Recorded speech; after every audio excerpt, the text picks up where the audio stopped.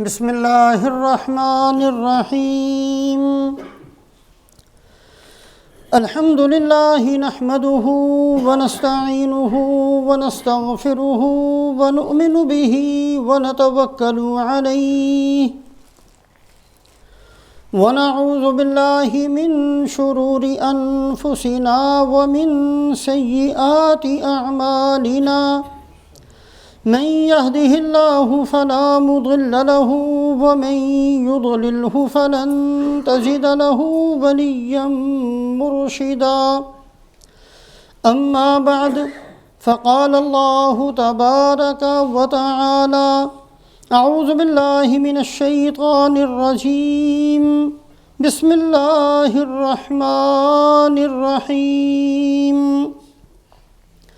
يا أيها الذين آمنوا كتب عليكم الصيام كما كتب على الذين من قبلكم لعلكم تتقون أياما معدودات فمن كان منكم مريضا أو على سفر فعدة من أيام أخر وعلى الذين يطيقونه فدية طعام مسكين فمن تطوع خيرا فهو خير له وأن تصوموا خير لكم إن كنتم تعلمون وعن أبي عبيدة رضي الله تعالى عنه قال سمعت رسول الله صلى الله عليه وسلم يقول الصيام جنة ما لم يخرقها أو كما قال رسول الله صلى الله عليه وسلم۔ ایک معمولی اور ایک ادنا مسلمان ہونے کی حیثیت سے ہم سب اس بات کو جانتے ہیں کہ اللہ پاک کے جتنے نام ہیں بڑی عزت والے ہیں، اللہ پاک کی جتنی صفات ہیں بہت عظمت والی ہیں، اللہ پاک کی جتنی عادات شریفہ ہیں بہت اونچی ہیں، بڑی بزرگی والی ہیں۔ اللہ پاک کی ایک بہترین عادت شریفہ جس کو اللہ پاک نے کئی جگہ قرآن میں ذکر فرمایا ہے، وہ اللہ کی بہترین عادت شریفہ یہ ہے کہ اللہ پاک وعدوں کو پورا فرماتے ہیں، کبھی بھی وعدہ خلافی نہیں فرماتے۔ جو وعدے اللہ پاک نے کیے ہیں تمام وعدوں کی مکمل پاسداری فرماتے ہیں۔ کہیں تو قرآن پاک میں فرمایا ان اللہ لا یخلف المیعاد، اللہ وعدوں کے خلاف نہیں کریں گے۔ کہیں فرمایا لن یخلف اللہ وعدہ، اللہ ہرگز اپنے وعدے کے خلاف نہیں کریں گے۔ کہیں فرمایا فلا تحسبن اللہ مخلف وعدہ رسلا، ہرگز اللہ کے بارے میں یہ گمان نہ کر لینا کہ اللہ پاک نے جو اپنے رسولوں سے وعدہ کیا ہے اللہ اس کے خلاف چلیں گے۔ کہیں فرمایا وعد اللہ حقا، یہ اللہ کا بڑا پکا وعدہ ہے۔ تو اللہ پاک کی تمام عادات شریفہ میں سے ایک بہترین عادت یہ ہے کہ اللہ پاک اپنے وعدوں کو پورا فرماتے ہیں۔ اللہ کے وعدے کون سے ہیں؟ یہ بڑا لمبا باب ہے، بڑی وسیع قسم کی اس کے اندر جزیات ہیں۔ موٹی موٹی 4 چیزیں اللہ کے وعدے کے اندر شامل ہیں جس کو صلحاء بیان فرماتے ہیں۔ ایک چیز، قیامت والے دن اللہ پاک نے جزا اور سزا کے جتنے وعدے کیے ہیں اللہ سب کو پورا کریں گے۔ ایسا نہیں ہے کہ صرف کسی عمل پر لانے کے لیے ایسے ہی جنت کا ذکر کر کے اللہ نے بہلانے کے لیے جنت کو بیان کر دیا، ایسا نہیں ہے۔ ایسا نہیں ہے کہ صرف ڈرانے کے لیے اللہ میاں نے جہنم کے اتنے عذابوں کو بیان کر دیا حقیقت میں نہ ہو، ایسا نہیں ہے۔ جو اللہ نے جزا اور سزا کو بیان کیا ہے ایک ایک بات کو اللہ نے پورا کرنا ہے۔ اگر اللہ پاک نے قرآن میں یہ وعدہ کر دیا وَلَكُمْ فِيهَا مَا تَشْتَهِي أَنفُسُكُمْ وَلَكُمْ فِيهَا مَا تَدَّعُونَ کہ ہر جنتی کو یہ کہا جائے گا جو تم چاہو گے تمہیں دیا جائے گا، اللہ اس وعدے کو پورا فرمائیں گے۔ اگر اللہ نے قرآن میں یہ فرما دیا ہے سارعوا الى مغفرۃ من ربکم وجنۃ عرضها السماوات والارض، جلدی سے دوڑو اللہ کی بخشش کی طرف اور ایسی جنت کی طرف جس کی چوڑائی آسمانوں اور زمینوں سے زیادہ ہے۔ لمبائی کتنی ہوگی اللہ ہی جانتے ہیں۔ آسمان و زمینوں کی وسعت، اگر کوئی آدمی تھوڑی سی بھی فلکیات کو جانتا ہو تو اس کو اندازہ ہوتا ہے کتنے وسیع ہیں آسمان و زمین، اس سے بھی زیادہ اس جنت کی چوڑائی ہے جو ایک جنتی کو اللہ دیں گے۔ اللہ نے یہ وعدہ کیا ہے، اللہ اس کو پورا فرمائیں گے۔ وَنَزَعْنَا مَا فِي صُدُورِهِم مِّن غِلٍّ، جنت میں جاتے ہوئے اللہ پاک ہر ایک کے دل میں سے کدورت کو ختم کر دیں گے۔ یہ وعدہ ہے جو اللہ نے پورا کرنا ہے۔ تو اللہ پاک کے جتنے وعدے ہیں موٹی موٹی 4 چیزیں اس کے اندر شامل ہیں۔ ایک چیز تو یہ کہ جزا اور سزا کے جتنے وعدے کیے گئے ہیں اللہ پاک نے ایک ایک وعدے کو پورا فرمانا ہے۔ دوسری چیز، اللہ رب العزت نے حضرات انبیاء اور رسولوں کو دنیا کے اندر بھیجا تو یہ وعدہ کر کے بھیجا کتب اللہ لأغلبن انا ورسلی، میں لکھ دیتا ہوں اس بات کو کہ جیسے اللہ غالب ہیں میرے رسولوں نے غالب آنا ہے۔ اللہ پاک نے اپنے رسولوں کے ساتھ کیے ہوئے اس وعدے کو پورا فرمایا ہے۔ حضرت نوح علیہ السلام کے ماننے والے چند آدمی تھے اور باقی قوم کیا کہتی تھی؟ ما نراک الا اراذلنا بادی الرأی، اے نوح آپ کی جن لوگوں نے بات مانی ہے یہ کوئی عقل والے تھوڑی ہیں، بے وقوف قسم کے لوگ ہیں جنہوں نے آپ کی بات کو مان لیا ہے، گرے پڑے لوگ ہیں۔ ما نراک الا اتبعک اراذلنا بادی الرأی، ہمارا گمان یہ ہے کہ ہم جو عقل مند ہیں اگر ان کے اندر بھی عقل ہوتی تو آپ کی بات نہ مانتے۔ ساری قوم ایک طرف ہے، 80-82 آدمی جن کے بارے میں یہ نظریہ ہے قوم کا کہ یہ گرے پڑے لوگ ہیں۔ اللہ نے وعدے کو پورا کر کے دکھایا کہ انہی کو اللہ نے بچایا، سب کو ڈبو دیا۔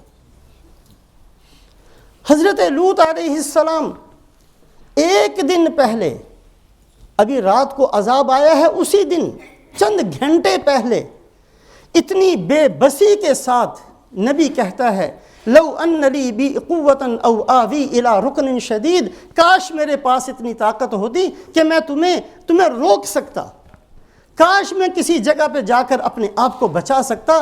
وہ نبی جو اتنا بے بس نظر آتا ہے، چند گھنٹوں کے اندر اللہ پاک نے اس کو بچایا، ساری قوم کو آسمان تک لے جا کر اوندا کر کے پھینک دیا۔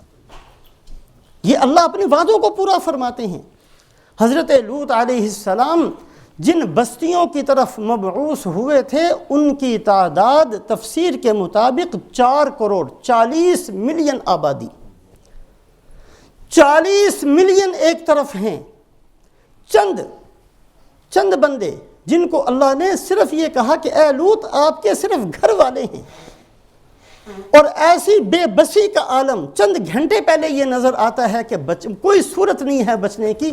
اللہ اپنے وعدے کو پورا فرماتے ہیں اور اللہ پاک سب کو اوندا کر کے پھینکتے ہیں، اسی نبی کو بچاتے ہیں۔ یہ اللہ کے وعدے ہیں۔ فَلَا تَحْسَبَنَّ اللَّهَ مُخْلِفَ وَعْدِهِ رُسُلًا، کبھی گمان نہ کر لینا کہ اللہ پاک نے اپنے وعدوں کے خلاف چلنا ہے، اللہ نہیں چلتے اپنے وعدوں کے خلاف۔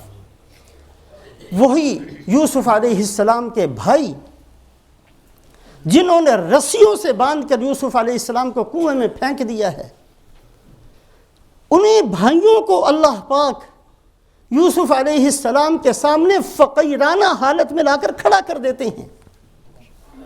قالوا یا ایھا العزیز مسنا واہلنا الضر وجئنا ببضاعۃ مزجاۃ فاوف لنا الکیل وتصدق علینا۔ یوسف علیہ السلام ملک مصر کے بادشاہ بن چکے، یہ محتاج بن کر وہی بھائی جنہوں نے رسیوں سے باندھ کر ڈالا تھا، اللہ پاک نے ان کو لا کر سامنے کھڑا کر دیا اور آ کر کیا کہا کہ اے بادشاہ، جتنے ہمارے پاس ٹوٹے پھوٹے برتن تھے وہ بھی ہم نے اکٹھے کر لیے، سارے گھر کا سامان لے کر آئے ہیں، یہ بطور قیمت کے قبول کر لیں، ہم قحط زدہ ہیں، ہمیں تھوڑا سا غلہ دے دیجئے۔ اللہ نے یہ دن دکھا دیے۔ رسول پاک علیہ السلام چھپ کر مکہ سے نکلے ہیں، اللہ پاک نے دکھا دیا کہ اسی مکہ کے اندر رسول پاک علیہ السلام پہنچے ہیں اور سرداران مکہ سامنے ہیں، اور آپ پوچھتے ہیں کہ بتاؤ آج میں تمہارے ساتھ کیا معاملہ کروں؟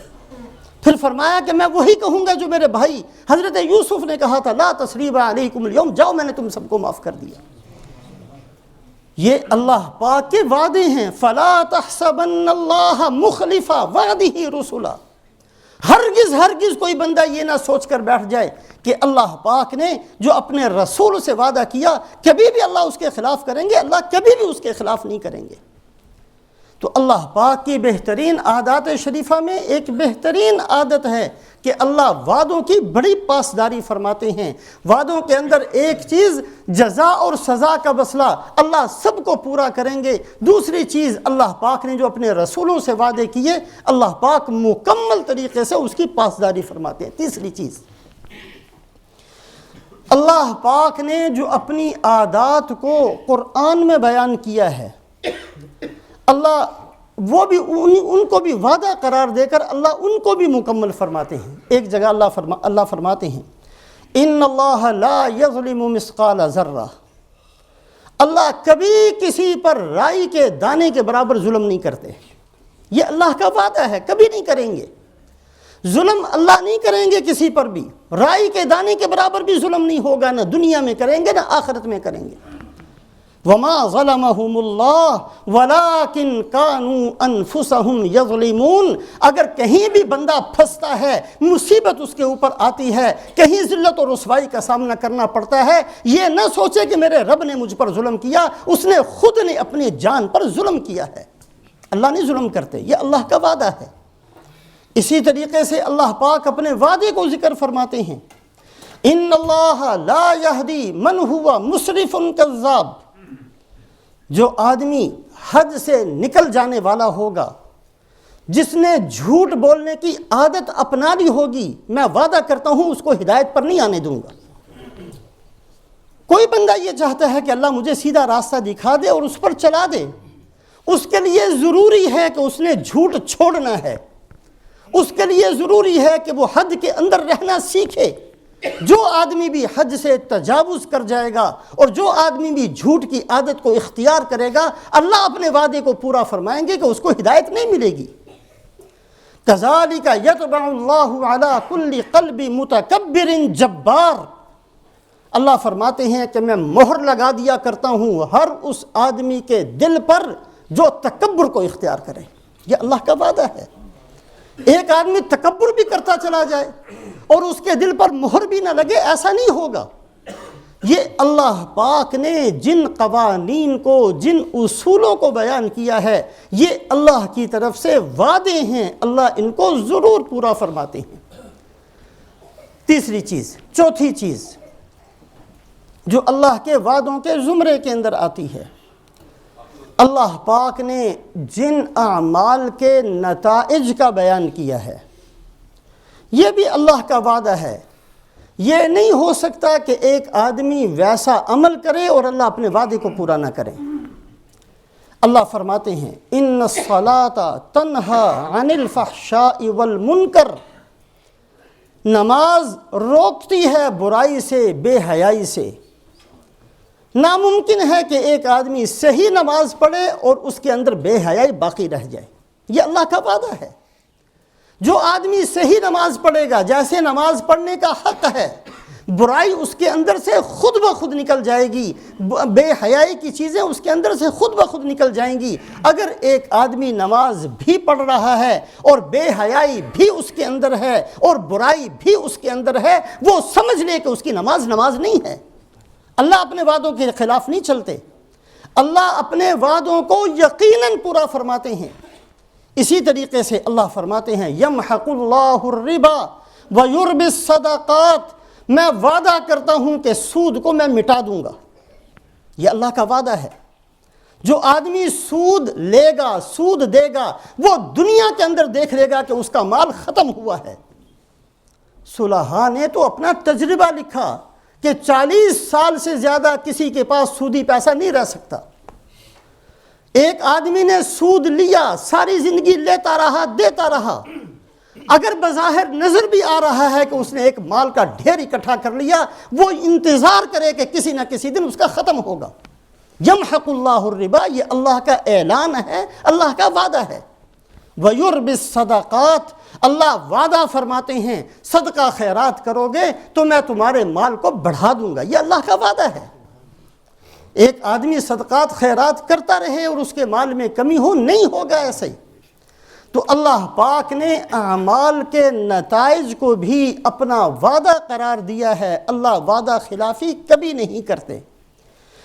رسول پاک علیہ السلام نے ارشاد فرمایا، ان الحسد یأکل الحسنات کما تأکل النار الحطب۔ حسد سے بچنا۔ حسد کیا ہوتا ہے؟ حسد ہوتا ہے کسی کی نعمت یا کسی کی اچھی حالت بندے کو اچھی نہ لگے۔ ایک آدمی ہے، اللہ نے اس کو بہت مال دے دیا، اب یہ بندہ دل کے اندر جلتا ہے کہ اس کے پاس کیوں آ گیا، میرے پاس کیوں نہیں آیا، یہ حسد ہے۔ حسد ایسا گناہ ہے جو آسمان پر سب سے پہلے، آسمان پر اگر گناہ ہوا ہے تو ایک ہی ہوا، وہ حسد کا گناہ، شیطان نے حسد کیا۔ آسمان پر کوئی گناہ نہیں ہوا، ایک گناہ ہوا ہے صرف، اور کس نے کیا تھا؟ ابلیس نے کیا تھا۔ اللہ پاک نے جب حضرت آدم علیہ السلام کو مسجود ملائکہ بنا دیا تو ابلیس کو حسد پیدا ہوا۔ یہ حسد وہ گناہ ہے جو صرف آسمان پر ایک گناہ ہوا، اور وہ گناہ ہے جو زمین پر سب سے پہلے حسد والا گناہ ہوا۔ آپ صلی اللہ علیہ وسلم نے فرمایا کہ حسد انسان کی نیکیوں کو ایسے کھا کر ختم کر دیتا ہے جیسے آگ لکڑیوں کو ختم کر دیتی ہے۔ کوئی بھی لکڑی آگ میں ڈالی جائے ختم ہو جائے گی، کوئلہ بن جائے گی، راکھ بن جائے گی، اس کی شکل ختم ہوگی، اس کی صورت ختم ہوگی، اس کا رنگ ختم ہوگا۔ کتنا ہی بہترین رنگ کر کے، پینٹ کر کے لکڑی کو آگ میں ڈال دو، اس کا سب کچھ ختم ہوگا، شکل، صورت، سب کچھ اس کی ختم ہو جائے گی۔ اسی طریقے سے ایک آدمی جتنی چاہے تلاوت کرتا رہے، نفلیں پڑھتا رہے، ذکر اذکار کرتا رہے، تسبیحات پوریاں کرتا رہے، لیکن اگر اس کے دل کے اندر حسد ہے تو اس کے پلے کچھ نہیں ہے، وہ ضائع کر رہا ہے سب کچھ۔ تو اللہ پاک نے، اللہ کے نبی صلی اللہ علیہ وسلم نے اعمال کے جو نتائج کو بیان کیا ہے وہ بھی اللہ کے وعدے ہیں، اللہ اس کے خلاف نہیں کرتے۔ اسی طریقے سے رسول پاک علیہ السلام نے فرمایا، من احب ان یبسط له فی رزقی وینسأ له فی اسری فلیصل رحمہ۔ اگر تم میں سے کوئی آدمی یہ چاہتا ہو اللہ اس کے مال میں برکت دے دے، اس کا مال بڑھ جائے، اگر تم میں سے کوئی آدمی یہ چاہتا ہے اس کی عمر میں برکت ہو جائے، اس کی عمر اللہ اس کو لمبی عمر دے دے، تو کیا کرے؟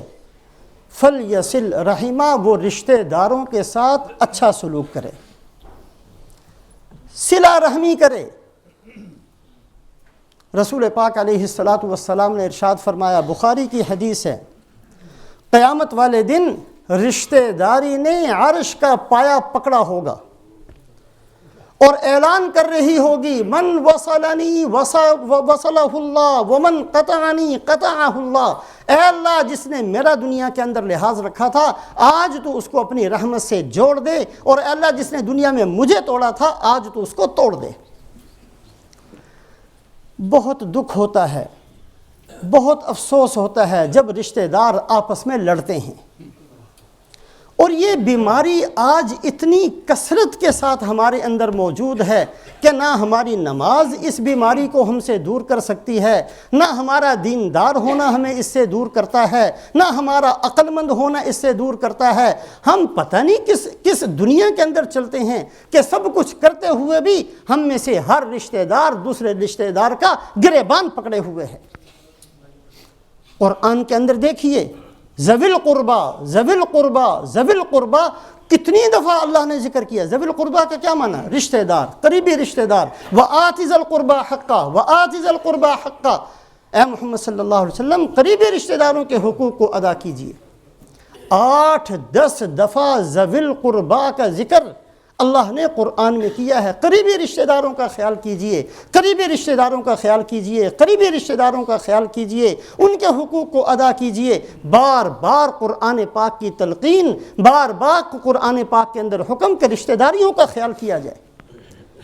لڑتے ہیں آج ہم لوگ، ہم میں سے ایک آدمی کوئی اپنے چچا کے بھائی سے لڑا ہوا ہے، کوئی خالہ کے بھائی سے لڑا ہوا ہے، کسی کی لڑائی چچا کے ساتھ ہے، کسی کی لڑائی ماموں کے ساتھ ہے، کسی کی لڑائی خالہ کے ساتھ ہے، کسی کی اس کی اولاد کے ساتھ ہے۔ عجیب قسم کی دنیا کے اندر آج ہم بستے ہیں، مسلمان ہیں، اور اللہ کے نبی صلی اللہ علیہ وسلم نے فرمایا جو آدمی یہ چاہتا ہے کہ اس کا مال بڑھ جائے، جو آدمی یہ چاہتا ہے اس کی عمر میں برکت ہو جائے، فلیصل رحمہ، اس کو چاہیے کہ رشتہ داریوں کا خیال کرے۔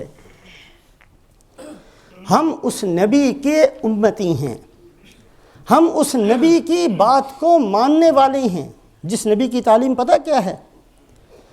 رسول پاک علیہ السلام نے فرمایا اے میری امت ملک مصر فتح ہوگا۔ ہم سب اس بات کو جانتے ہیں، مصر رسول پاک علیہ السلام کے زمانے میں فتح نہیں ہوا، ملک مصر حضرت ابو بکر رضی اللہ تعالیٰ عنہ کے زمانے میں فتح نہیں ہوا، ملک مصر فتح ہوا ہے حضرت عمر رضی اللہ تعالیٰ عنہ کے زمانے میں۔ اللہ کے نبی صلی اللہ علیہ وسلم پیشین گوئی کے طور پر فرما کر گئے اے میری امت ملک مصر فتح ہوگا، جب ملک مصر فتح ہو تو ان کے ساتھ نرمی کا معاملہ کرنا، ان کے ساتھ احسان کا معاملہ کرنا، اس لیے کہ تمہاری ماں حضرت ہاجرہ ملک مصر کی تھی۔ ہماری ماں حضرت ہاجرہ حضرت ابراہیم علیہ السلام کی اہلیہ محترمہ، جن کے بیٹے حضرت اسماعیل علیہ السلام، اور کتنی نسلیں گزرنے کے بعد رسول پاک علیہ السلام حضرت اسماعیل علیہ السلام کی اولاد میں اللہ کے نبی نے اتنی دور کی رشتہ داری کا حکم دیا۔ اور صرف یہ نہیں کہا کہ تلاش کر لینا کہ حضرت ہاجرہ کا خاندان کون سا، ان کے ساتھ نہیں، جس ملک میں وہ رہتی تھیں، جس ملک کی وہ باشندہ تھیں، اے میری امت ملک مصر فتح ہوگا، ملک مصر فتح ہو، پورے مصر والوں کے ساتھ نرمی کرنا، پورے ملک مصر والوں کے ساتھ احسان کرنا، تمہاری ماں حضرت ہاجرہ ملک مصر کی ہیں۔ آپ صلی اللہ علیہ وسلم حنین میں تشریف لے گئے، صحابہ فرماتے ہیں کہ مال غنیمت جتنا حنین کے اندر ملا کہیں نہیں ملا تھا، آج تک جتنی لڑائیاں کسی میں مال غنیمت اتنا نہیں۔ 6000 قیدی صرف حنین کے اندر ہوئے، کبھی بھی اتنے قیدی نہیں تھے۔ اللہ نے بڑی شاندار، بڑی زبردست قسم کی فتح نصیب فرمائی۔ ان قیدیوں میں سے کچھ وہ بندے بھی تھے جن کا تعلق حضرت حلیمہ کے اس خاندان سے تھا جس خاندان میں حضرت حلیمہ کی شادی ہوئی تھی۔ نسبتیں دیکھیں، حضرت حلیمہ رسول پاک علیہ السلام کی حقیقی والدہ نہیں ہے، دودھ پلایا ہے صرف، اور پھر ان کا اپنا خاندانی جس خاندان میں شادی ہو کر گئی ہیں حضرت حلیمہ بنو سعد کا خاندان، اس یعنی حضرت حلیمہ کے سسرال کی کچھ قیدی ان قیدیوں کے اندر تھے۔ رسول پاک علیہ السلام کی خدمت میں ابو برقان جو آپ کے اس رشتہ سے، دودھ والے رشتے سے آپ کے چچا لگتے تھے، وہ آئے، آ کر ایک خطبہ پڑھا، ایک درخواست کی، یا رسول اللہ صلی اللہ علیہ وسلم یہ جو قیدی ہیں ان قیدیوں میں آپ کی خالائیں بھی ہیں، ان قیدیوں میں آپ کی پھوپھیاں ہیں، کوئی رشتہ تو نہیں تھا، آپ تو قریش میں سے تھے، وہ کوئی اور قبیلہ ہے، کس رشتے سے فرمایا کہ آپ کی خالائیں ہیں، کس رشتے سے انہوں نے کہا کہ آپ کی پھوپھیاں ہیں؟ حضرت حلیمہ کا آپ نے دودھ پیا ہے، حضرت حلیمہ جس خاندان میں پہنچی ہیں ان کی جو بہنیں بنی وہ آپ کی خالائیں بن گئیں، ان کے خامن کی جو بہنیں بنی وہ آپ کی پھوپھیاں بن گئیں۔ یا رسول اللہ صلی اللہ علیہ وسلم ان قیدیوں میں آپ کی خالائیں ہیں، ان قیدیوں میں آپ کی پھوپھیاں ہیں، درخواست لے کر آیا ہوں، آپ ان کو معاف فرما دیجئے، ان کو چھوڑ دیجئے۔ رسول پاک علیہ الصلوۃ والسلام نے فرمایا کہ اگر صرف میرے ہاتھ میری بات ہوتی تو میں ابھی کر دیتا، نماز پڑھاؤں گا تو سب کے سامنے آ کر درخواست کرنا، سب کے سامنے۔ آپ نے فرمایا کہ میں اپنا حصہ آزاد کرتا ہوں۔ صحابہ نے کہا یا رسول اللہ، جس خاندان کے ساتھ آپ کا رشتہ ہو ہم ان کو غلام کیسے بنا سکتے ہیں، ہم سب کو آزاد کرتے ہیں۔ ہم اس نبی کے ماننے والے ہیں جس نبی نے رشتہ داریوں کا اس قدر سکھایا ہے، ایسے رشتہ داریوں کو پورا کرنا سکھایا۔ حضرت ابو ہریرہ رضی اللہ تعالیٰ عنہ کہیں تشریف لے گئے، جیسا پچھلے خطبے میں بھی یہ بات عرض کی تھی۔ حضرت ابو ہریرہ رضی اللہ تعالیٰ عنہ رسول پاک علیہ الصلوۃ والسلام کے بعد 46-47 سال دنیا کے اندر باقی رہے، بعد میں لمبی عمر تھی۔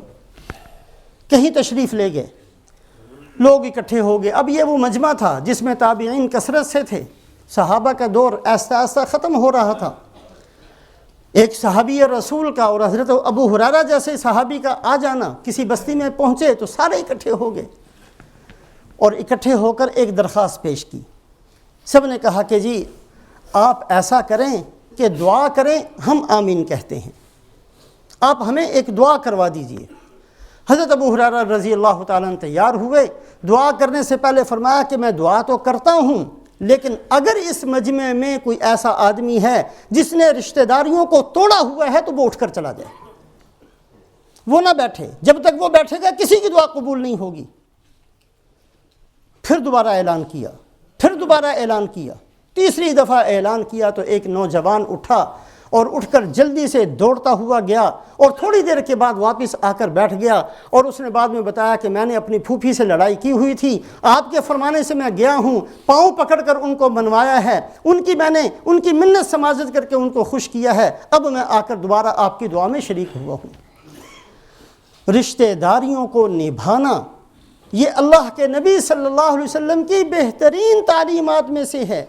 ہم اس نبی کے ماننے والے ہیں جس نے بہت دور کی رشتہ داریوں کا بھی خیال کرنا ہمیں سکھایا ہے۔ قرآن پاک کی یہ آیت شریفہ جو ہر خطبے کے اندر ہم سنتے ہیں، جمعہ کا خطبہ ہو، عید کا خطبہ ہو، ان اللہ یأمر بالعدل والاحسان وایتاء ذی القربى وینہی عن الفحشاء والمنکر والبغی، مفسرین فرماتے ہیں کہ پورے دین کا نچوڑ اللہ پاک نے اس آیت شریفہ کے اندر ذکر فرمایا۔ پورے دین کا خلاصہ اگر کوئی بندہ معلوم کرنا چاہے تو اس آیت شریفہ کے اندر موجود ہے۔ اس آیت شریفہ میں اللہ پاک نے 3 باتوں کا حکم دیا ہے اور 3 باتوں سے روکا ہے۔ سب سے پہلے حکم دیا ان اللہ یأمر بالعدل، اللہ حکم دیتے ہیں برابری کا، بہت اہم قسم کا حکم، برابری، ہر ایک کا حق ہر ایک کو اس کی حد کے اندر رکھنا، ماں کو ماں کا حق دینا، بیوی کو بیوی کا حق دینا، باپ کو باپ کا حق دینا، بھائی کو بھائی کا حق دینا، ایک حصے دار کو اس کے حصے داری کا حق دینا، پڑوسی کو پڑوسی کا حق دینا، جو قریب بیٹھا ہوا ہے قریبی پڑوسی ہے اس کو اس کا حق دینا، ہر ایک کا حق برابر برابر دینا، اللہ کا حق اللہ کا دینا، نبی کا حق نبی کو دینا، ہر بزرگ کا حق اس کو دینا، ہر ایک کے حق میں برابری کرنا۔ ان اللہ یأمر بالعدل۔ دوسرا حکم والاحسان، اللہ حکم دیتے ہیں احسان کا، احسان کہتے ہیں اچھا کرنا، اپنے آپ کو اچھا کرنا، اپنی اولاد کے ساتھ اچھائی کرنا، ان کو دین سکھانا، ان کے اخلاق کو درست کرنا۔ بدقسمتی سے آج تو ہمارا حال یہ ہے کہ اگر خامند زوردار ہے تو وہ خالہ اور ماموں کی نفرت اولاد کے دل میں پیدا کر دیتا ہے، اور اگر بیوی زوردار ہے تو وہ چچا اور تایا ان سے دور کر دیتی ہے اولاد کو، تیرا چچا ایسا، تیرا تایا ایسا، تیرا دادا ایسا، تیری دادی ایسی، سب سے نفرت پیدا کر دیتی ہے۔ اگر بیوی کی چل گئی تو اولاد ساری کی ساری جو ہے وہ خالہ اور ماموں کی بن گئی، اور اگر خامند کی چل گئی تو وہ ساری کی ساری جو ہے دوسری طرف چلی جاتی ہے۔ عجیب قسم کی فضا، کھینچ اور کھینچا تانی کی فضا آج ہم نے قائم کی ہوئی ہے۔ تو اللہ فرماتے ہیں ان اللہ یأمر بالعدل والاحسان، ہر ایک کے ساتھ اچھائی کا معاملہ کرنا، وایتاء ذی القربى، وایتاء ذی القربى، کیسا زبردست حکم، قریبی رشتہ داروں کو ان کا حق دینا۔ تیسری چیز، قریبی رشتہ داروں کو ان کا حق دینا۔ حضرت عائشہ صدیقہ رضی اللہ تعالیٰ عنہ پر جب بہتان باندھا گیا، کوئی چھوٹا سا واقعہ نہیں تھا، ہماری آپ کی کوئی عزت نہیں ہے، اگر ہماری آپ کی بہو بیٹی پر کوئی آدمی انگلی رکھے تو کیا بنے گا ہمارا؟ سرکار دو عالم رحمت للعالمین کی اہلیہ محترمہ، رسول پاک علیہ السلام کی بیوی، جن کا انتخاب آسمانوں پر اللہ نے کیا، صدیق اکبر کی بیٹی حضرت عائشہ صدیقہ رضی اللہ تعالیٰ عنہ بہتان باندھا گیا۔ قصہ تو لمبا ہے، ان بہتان باندھنے میں ہاں ملانے والوں میں، ساتھ دینے والوں میں ایک آدمی تھا جس کا نام تھا مصطح۔ سادگی، بعض بندے بڑے سادے ہوتے ہیں، پتہ ہی نہیں چلتا کہاں استعمال ہو گئے، بہت سادہ تھے، منافقین کی باتوں میں آ گئے اور ان کی ہاں میں ہاں ملانے لگ گئے۔ اور یہ مصطح جو تھے یہ حضرت صدیق اکبر کے بہت دور کے رشتہ دار تھے اور فقیر آدمی تھے۔ صدیق اکبر رضی اللہ تعالیٰ عنہ ہمیشہ ان کا پورا خرچہ اٹھایا کرتے تھے۔ جب یہ قصہ پیش آیا صدیق اکبر رضی اللہ تعالیٰ عنہ کو بڑا دکھ ہوا کہ چلو میرا نہ صحیح رسول پاک علیہ السلام کا خیال کیا ہوتا، کچھ تو خیال کرنا تھا، کوئی رشتہ داری کا خیال کر لیتا، آخر میرا رشتہ دار ہے اور کچھ نہیں تو میں اس کا خرچہ اٹھاتا ہوں، اسی بات کو سوچ لیتا۔ صدیق اکبر رضی اللہ تعالیٰ عنہ نے قسم کھا لی کہ آئندہ میں مصطح پر ایک پیسہ بھی خرچ نہیں کروں گا۔ اللہ پاک نے آیت اتاری، وَلَا يَأْتَلِ أُولُو الْفَضْلِ مِنْكُمْ وَالسَّعَةِ أَنْ يُؤْتُوا أُولِي الْقُرْبَى۔ رشتہ داروں کا بڑا حق ہے۔ اللہ پاک نے اے صدیق اکبر آپ کو فضل دیا ہے، اونچا مقام دیا ہے، آپ نہ قسم کھائیں کہ میں رشتہ داروں کے ساتھ ایسا نہیں کروں گا۔ آپ کا کام تو یہ ہے کہ آپ پھر بھی ان کے ساتھ احسان کرتے رہیں۔ رسول پاک علیہ السلام نے ارشاد فرمایا، بخاری شریف کی روایت ہے، لیس الواصل بالمکافی ولکن الواصل من قد، وہ آدمی صلہ رحمی کرنے والا نہیں ہے جو برابری کا معاملہ کرے۔ فلانے نے میرے ساتھ احسان کیا، میں بھی اس کے ساتھ احسان کرتا ہوں، وہ میرے ساتھ ٹھیک چلے گا میں بھی اس کے ساتھ ٹھیک چلوں گا، وہ میری عزت کرے گا میں بھی اس کی عزت کروں گا۔ بھائی ہم تو جو ہیں برابر کے بندے ہیں، جیسا جو آدمی ہمارے ساتھ چلے گا ہم بھی اس کے ساتھ ویسے ہی چلیں گے۔ فلاں نے اگر میری بےزتی کی تو میں کوئی کم تھوڑی ہوں، اینٹ کا جواب پتھر سے دوں گا۔ یہ جو آج عام طور پر ہمارا زندگی کا ایک رخ ہے کہ ہم نے اسی کے ساتھ اچھا کرنا ہے جس نے ہمارے ساتھ اچھا کیا، جو ہمارے ساتھ بھلائی کرے ہم نے اسی کے ساتھ بھلائی کرنی ہے، جو میری عزت کرے گا میں نے اسی کی عزت کرنی ہے۔ یہ جو زندگی کا رخ ہے، اللہ کے نبی صلی اللہ علیہ وسلم فرماتے ہیں لیس الواصل بالمکافی، اللہ کے ہاں تو یہ صلہ رحمی کرنے والا تو نہیں، یہ تو دکاندار آدمی بن گیا، یہ تو دکانداروں کا کام ہے، جیسا کرو ویسا بھرو، یہ تو دکانداری، یہ تو بزنس ہو گئی۔ اصل صلہ رحمی کرنے والا تو وہ ہے کہ اگر سارے رشتہ دار اس کو دھتکارتے ہوں، توڑتے ہوں، گالی گلوچ بھی کرتے ہوں، یہ پھر بھی سب کے ساتھ جڑا رہے، سب کے ساتھ پھر بھی ان کی رشتہ داریوں کا خیال کرتا رہے۔ بہرحال رشتہ داریوں کے اندر بہت ساری چیزیں ہیں، مالی طور پر مدد کرنا یہ بھی ان کا حق ہے، اخلاقی طور پر رشتہ داروں کی مدد کرنا یہ بھی ان کا حق ہے، اگر بیمار ہو جائے ان کی تیمارداری کرنا یہ بھی ان کا حق ہے، کوئی نقصان ہو جائے تو جا کر افسوس کرنا یہ بھی ان کا حق ہے، اور اس کے ساتھ ساتھ کبھی کبھی ان کی مہمان نوازی کرنا یہ بھی ان کا حق ہے۔ یہ ساری چیزیں اللہ کے نبی صلی اللہ علیہ وسلم نے رشتہ داروں کے حقوق کے اندر ہمیں ارشاد فرمائی۔ اور اس کے ساتھ ساتھ جو بہت زیادہ غفلت ہے آج ہمارے معاشرے کے اندر، یا تو غفلت اس وجہ سے ہے کہ ہم دین سے ناواقف ہیں، یا اس وجہ سے ہے کہ مال کی محبت بہت شدت کے ساتھ ہمارے اندر پیدا ہو چکی، دونوں وجہوں میں سے کوئی بھی وجہ ہو سکتی ہے۔ غفلت اس چیز کے اندر ہے کہ وراثت کے مسائل سے بہت زیادہ ناواقفیت ہے۔ آپ صلی اللہ علیہ وسلم کی ایک حدیث سامنے رکھیے، رسول پاک علیہ السلام نے فرمایا کہ بعض دفعہ ایک مرد یا ایک عورت 60 سال تک اللہ کی عبادت کرتے ہیں، نماز نہیں کہا، عبادت، جس میں بہت کچھ آ گیا، 60 سال تک اللہ کی فرما برداری میں زندگی گزارتا ہے ایک مرد یا ایک عورت، لیکن غلط وصیت کرنے کی وجہ سے سیدھا جہنم میں پھینک دیا جاتا ہے۔ ہمیں پتہ ہی نہیں ہے کہ وصیت کیسے ہوتی ہے، کس کے لیے وصیت ہے۔ لا وصیت لوارث، کسی آدمی کو حق نہیں دیا گیا شریعت میں کہ اپنے وارث کے لیے وصیت کرے۔ بعض دفعہ لوگ جی فلاں بیٹا بڑا فرما بردار تھا، میں مر جاؤں تو یہ مکان اس کو دے دینا، فلانی بیٹی نے میری بڑی خدمت کی ہے، میں مر جاؤں تو سارا زیور اٹھا کر اس کو دے دینا۔ شریعت میں اس کا حق نہیں ہے۔ کہہ تو دیا آپ نے، لیکن سوچا بھی ہے کہ اللہ کے نبی نے کیا فرمایا ہے؟ اس غلط وصیت کی وجہ سے جہنم کا ایندھن بن جانا ہے۔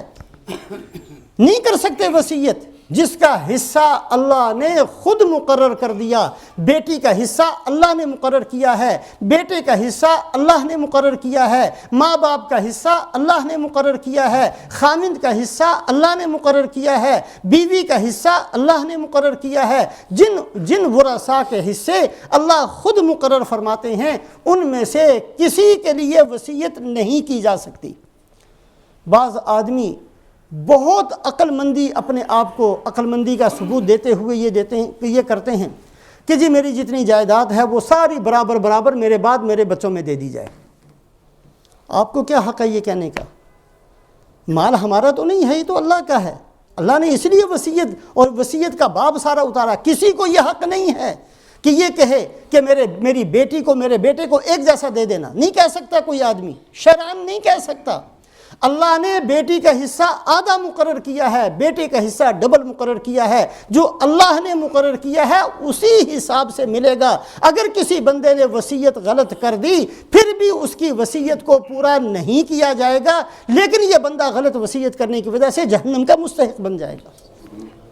ہمیں معلوم نہیں ہے، علم نہیں ہے وراثت کے مسائل کیا ہیں، وصیت کے مسائل کیا ہیں، ایک آدمی مر جائے تو اس کے مال کے ساتھ کیا کرنا ہے۔ سب سے پہلے اس کی تجہیز و تکفین ہوگی، اس کے بعد اس کا قرضہ ادا کیا جائے گا، اس کے بعد اس کی وہ وصیت پوری کی جائے گی جو وارث کے لیے نہیں غیر وارث کے لیے ہو، اور وہ وصیت بھی اس مال کے تہائی حصے کے اندر ہو۔ اس کے بعد وہ مال سارے کا سارا ورثاء میں تقسیم کیا جائے گا۔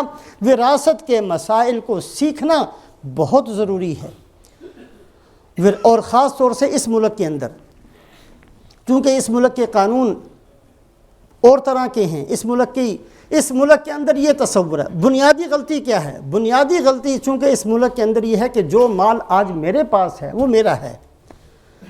اب جب میں مرتا ہوں اس ملک کا قانون مجھے اجازت دیتا ہے، چونکہ اس ملک کی بنیاد یہ ہے کہ یہ مال میرا ہے، مجھے اجازت دیتا ہے۔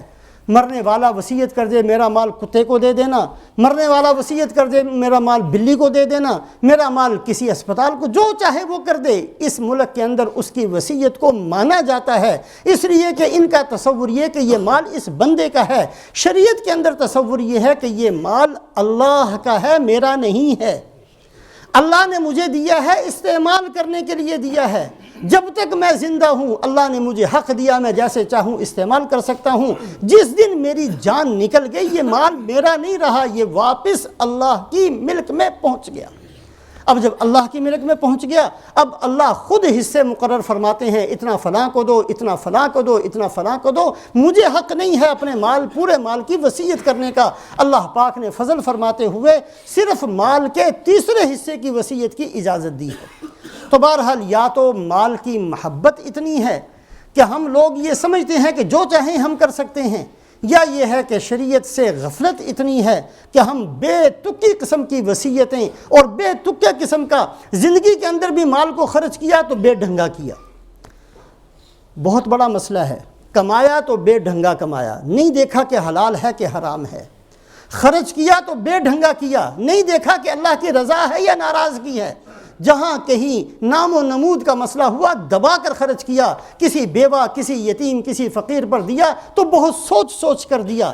ہماری حالت یہ ہے کہ نہ کمائی ہماری ٹھیک، اور جب خرچ کرتے ہیں زندگی میں تو وہ بھی درست نہیں، اور بدقسمتی یہ ہے کہ مرنے کے بعد بھی ہمارا مال شریعت کے مطابق اس کے حصے داروں تک نہیں پہنچتا۔ دین کو سیکھنا ہر مسلمان کی ذمہ داری ہے، ہر مسلمان کی اپنی ذمہ داری ہے کہ شریعت کا مسئلہ معلوم کرے اور اس کے حساب سے اپنے مال کی وصیت کرے، اپنے مال کو خرچ کرے۔ اللہ پاک ان ساری چیزوں پر عمل کرنے کی ہمیں توفیق نصیب فرمائے۔